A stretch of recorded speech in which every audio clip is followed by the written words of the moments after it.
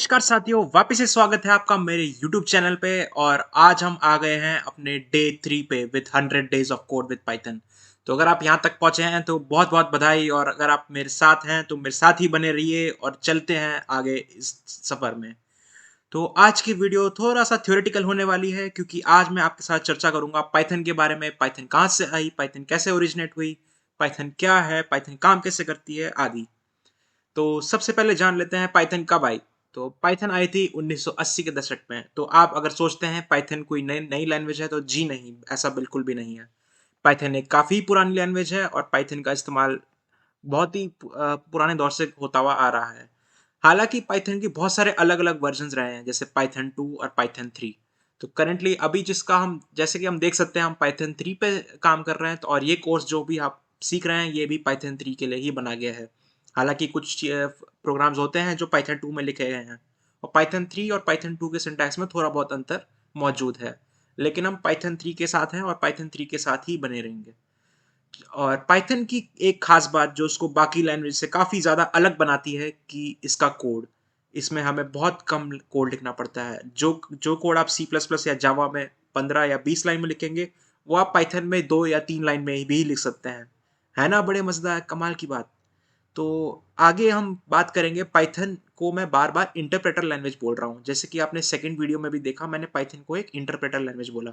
तो ये इंटरप्रेटर क्या होता है, इंटरप्रेटर के साथ साथ कंपाइलर है, तो इन दोनों में क्या फ़र्क है, चलो ये जानने की कोशिश करते हैं। तो आ जाइए मेरे आईपैड पे, आईपैड के थ्रू मैं आपको समझाने की कोशिश करूंगा। तो सबसे पहले समझते हैं कंपाइलर क्या होता है। तो दोस्तों, कंपाइलर एक ऐसा सॉफ्टवेयर है जो आपका कोड लेता है, सबसे पहले उसको पढ़ता है, फिर उसको मशीन कोड में कन्वर्ट करता है, और मशीन कोड से एग्जीक्यूटिव में कन्वर्ट करता है। हो सकता है आपको मैंने काफ़ी सारी नई टर्म समझाई हो यहाँ पे। मशीन कोड, एग्जीक्यूटेबल का मतलब, और रीड रीड रीड का मतलब। तो रीड का मतलब तो खैर कुछ भी नहीं है, रीड कर रहा है मतलब कोड की फाइल पढ़ रहा है, उसका मशीन कोड बना रहा है और फिर उसको एग्जीक्यूट कर रहा है। ठीक है ना भाई। तो कंपाइलर की एक बात होती है कि अगर उसको कोई कोड पकड़ा दिया जाए तो वो पूरा कोड पढ़ेगा शुरुआत से लेके अंत तक। जैसे कि हमारा मान लीजिए ये कोड है और यहाँ पे ये पढ़ रहा है, तो ये यहाँ से लेके यहाँ तक पूरा कोड पढ़ेगा, चाहे कोड कोड में कोई भी गलती हो, कोड कैसा भी लिखा गया हो, ये कंपाइलर कोड को पूरा पढ़ेगा। तो कंपाइलर के आपके एग्जांपल्स हैं सी प्लस प्लस और जावा, सी प्लस प्लस, जावा आदि।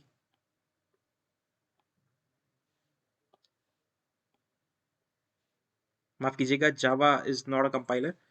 तो आगे चलते हैं। तो अब हम बात करते हैं इंटरप्रेटर की। इंटरप्रेटर की बात करने से पहले, हाँ मैं तो भूल ही गया, मशीन कोड की बात कर रहे थे हम। मशीन कोड एक ऐसा कोड है जिसको हमारे सिस्टम समझ पाते हैं। मशीन कोड आपका असेंबली लैंग्वेज में लिखा जाता है। अब यहाँ पे बहुत सारी नई नई टर्म्स आ रही हैं, तो इनके हम डिटेल में नहीं जाएंगे, ये बस आपके समझने के लिए हैं। पर बस एक बार आप समझ लें ये सब क्या होता है। और फिर एक एग्जीक्यूटेबल बनाता है। एग्जीक्यूटेबल का मतलब है विंडोज़ के लिए EXE फाइल रहेगी, और लिनक्स के लिए या मैक के लिए रहेगी बिन फाइल। तो ये एग्जीक्यूटेबल फाइल आपका एक कोड है जिसको हम चलाते हैं, जिसके थ्रू हमारा आउटपुट या इनपुट हम ले सकते हैं। तो आगे चलिए, आगे बात करते हैं इंटरप्रेटर की।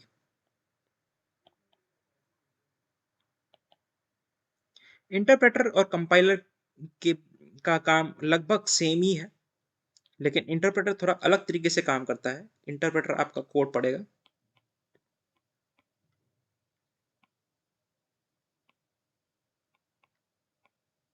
मैंने यहाँ पे लिखा है reads code line by line. इसका क्या मतलब है, इसका मतलब समझने की कोशिश करते हैं। अब इसी में काफ़ी सारी बातें छुपी हुई हैं।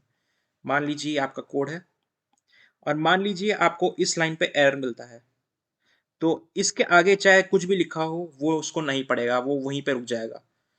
तो Python is an interpreter language. तो पाइथन इंटरप्रेटर है, नॉट अ कंपाइलर। ये हम कोड से भी समझेंगे और देखेंगे। एक बार आपके लिए दोबारा दोहरा देता हूँ। इंटरप्रेटर क्या होता है, इंटरप्रेटर आपका कोड लाइन बाय लाइन पढ़ता है, इसका मतलब है अगर उसे किसी लाइन पे कोड एरर मिल जाए तो वो आगे का कोड नहीं पढ़ेगा, वहीं पे रुक जाएगा। और पाइथन हम जिस जो हम सीख रहे हैं अभी वो भी एक इंटरप्रेटर की तरह काम करती है। तो इसका कोड देखने के इसका एक छोटा सा उदाहरण देखेंगे कोड के थ्रू। तो यहाँ पे मैं आ चुका हूँ अपने वीएस कोड में हम एक नई फाइल बनाएंगे 3.py नाम से। तो यहाँ पे मैं कमेंट्स में लिख देता हूँ कि मैं बात कर रहा हूँ why Python is an interpreter.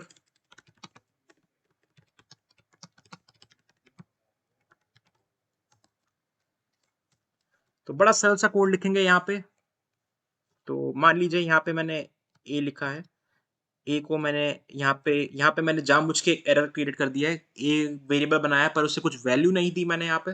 तो यहाँ पे पाइथन के लिए ये एक सिंटैक्स एरर है। जैसे कि आप देख सकते हैं वीएस कोड भी मुझे अपनी एक्सटेंशन की सहायता से बता रहा है कि ये यहाँ पे इस लाइन पर एरर है। तो यहाँ पे मैं इसके नीचे कोशिश करता हूँ हेलो वर्ल्ड प्रिंट करने की, और यहाँ पे कुछ और चीज़ें भी लिख देते हैं जैसे प्रिंट 2+3 आदि। तो अगर मैं इस कोड को अब चला के देखूंगा तो जैसा कि आप देख सकते हैं इसने केवल लाइन 3 पढ़ी। लाइन 3 पे इसने बताया कि एरर है और आगे का कोड इसने इग्नोर कर दिया, आगे इसने कुछ भी नहीं पढ़ा। तो गाइज यहाँ पे अगर हम और भी ध्यान से देखें और भी स्टेप्स लग रहे हैं। इंटरप्रेटर जब कोड को पढ़ रहा है तो उसको अपने अपने आगे भेज रहा है, उसको मशीन में लैंग्वेज में कन्वर्ट कर रहा है और उसको चला रहा है, पर ये काम लाइन बाय लाइन हो रहा है। कंपाइलर में ऐसा नहीं होता। कंपाइलर में वो पूरा कोड शुरुआत से लेकर अंत तक पढ़ेगा, उसका मशीन कोड बनाएगा, मशीन कोड बनाने के पश्चात उसका एग्जीक्यूटेबल बनाएगा। यहाँ पे ध्यान दीजिएगा कि मैंने कंपाइलर और इंटरप्रेटर को ज़्यादा डिटेल में डिस्कस नहीं किया है, क्योंकि कंपाइलर के अंदर भी काफ़ी सारे स्टेप्स होते हैं जैसे लेक्सिकल एनालिसिस, सिंटैक्स एनालिसिस और कोड ऑप्टिमाइजेशन आदि। तो वो अगर आप कॉलेज में हैं, बैचलर्स ऑफ इंजीनियरिंग कर रहे हैं कंप्यूटर साइंस में, तो आपके लिए कंपाइलर का एक कोर्स रहता है, तो उसमें आपको ये सब सिखाया जाता है। लेकिन यहाँ पे हम हमारा मेन उद्देश्य पाइथन सीखना है, तो हम इसमें ज़्यादा नहीं जाएंगे। तो मेरा दोबारा शुक्रिया पूरी वीडियो देखने के लिए, बहुत बहुत धन्यवाद आप लोगों का। तो चलिए मिलते हैं नेक्स्ट वीडियो में।